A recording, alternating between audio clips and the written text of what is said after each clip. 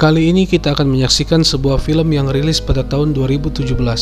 Film ini berkisah tentang seorang pria bernama Mac, di mana ia harus kehilangan anaknya yang paling bungsu akibat dibunuh ketika mereka sekeluarga sedang berkemah di hutan.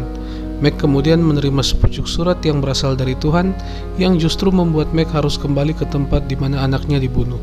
Bagaimana kelanjutan film ini? Langsung saja kita saksikan alur cerita dari film The Shack.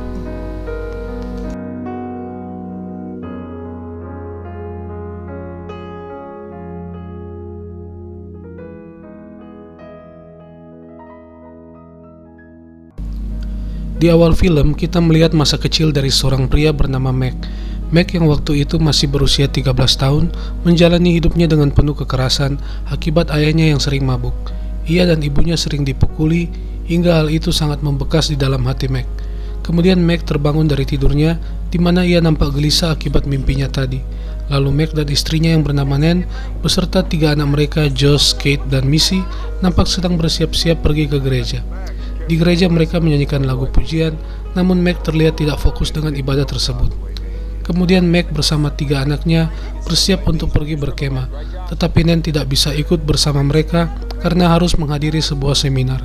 Dalam perjalanan, Mac menunjukkan sebuah air terjun dan mereka mampir sebentar sebelum akhirnya melanjutkan perjalanan ke lokasi perkemahan. Akhirnya mereka tiba di lokasi perkemahan yang di dekatnya ada sebuah danau yang sangat indah.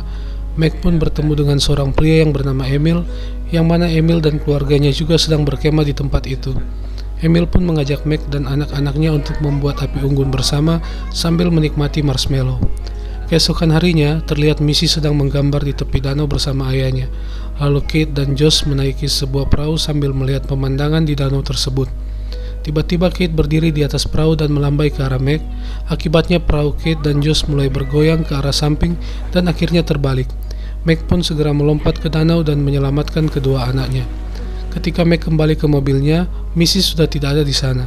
Kemudian Mac dibantu oleh Emil untuk mencari Missy, namun mereka tidak bisa menemukannya. Beberapa saat kemudian, mobil polisi tiba di tempat itu dan mulai mencari petunjuk keberadaan Missy. Lalu seorang polisi mengatakan kepada Mac bahwa ada seorang pembunuh yang berkeliaran di sekitar tempat itu, namun ia juga belum bisa memastikan bahwa Missy diculik oleh penjahat tersebut. Mereka pun segera kembali menemui Nan, dan nampak Mac sangat menyesal dan meminta maaf kepada Nan karena tidak bisa menjaga Missy. Beberapa saat kemudian datang seorang polisi yang mengatakan bahwa mereka telah menemukan sebuah mobil mencurigakan di lokasi perkemahan tersebut.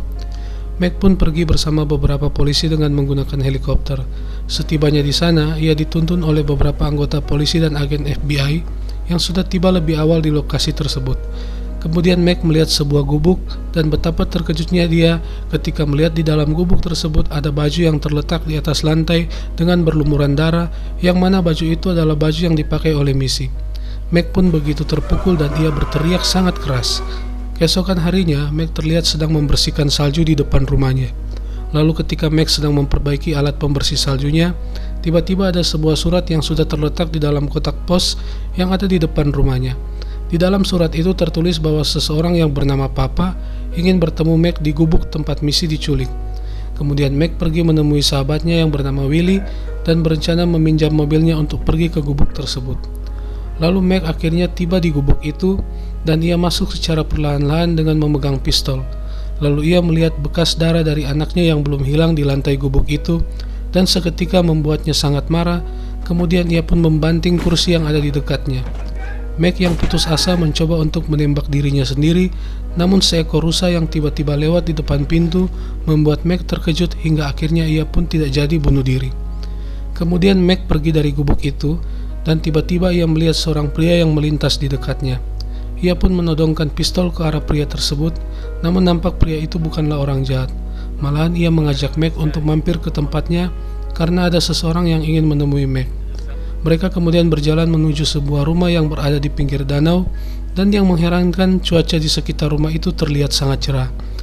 Kemudian Mac masuk ke dalam rumah tersebut di mana ia bertemu dengan Elucia, Yesus, dan Sarayu.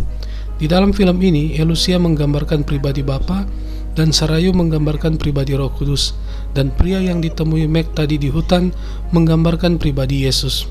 Mac pun nampak kebingungan dengan peristiwa yang ia alami. Dan ternyata surat yang diterima Meg adalah surat yang berasal dari Allah Bapa itu sendiri. Singkat cerita, Meg melalui banyak hal di tempat itu. Ia pun sempat bertanya kepada Elusia, mengapa Allah membiarkan anaknya harus mati di tangan seorang penjahat, padahal di saat yang sama Allah sangat mengasihi anak-anaknya.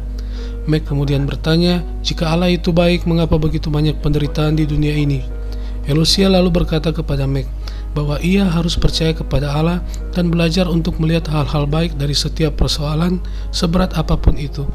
Lalu Meg yang tidak setuju dengan jawaban Elusia kemudian membanting gelas yang ada di depannya dan segera pergi meninggalkan Elusia.